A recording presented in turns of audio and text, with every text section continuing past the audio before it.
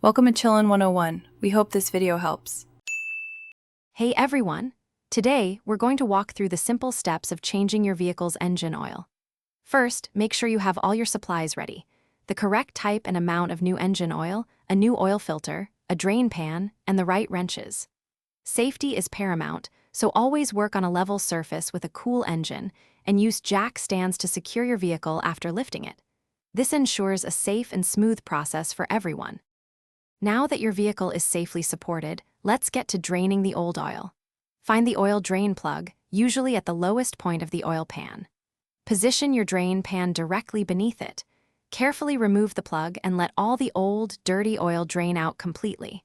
This usually takes about 5 to 10 minutes. Once it's all out, clean the drain plug, replace its washer if needed, and then reinstall it firmly.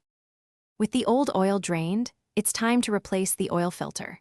Locate the old filter, which might be a canister or cartridge type. Use an oil filter wrench to loosen and remove it, being prepared for a small amount of oil to spill. Before installing the new filter, apply a thin layer of fresh oil to its rubber gasket.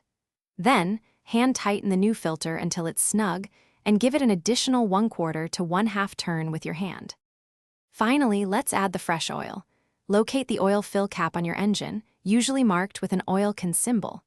Carefully pour in the recommended amount of new engine oil, typically between 5 and 7 quarts for many vehicles.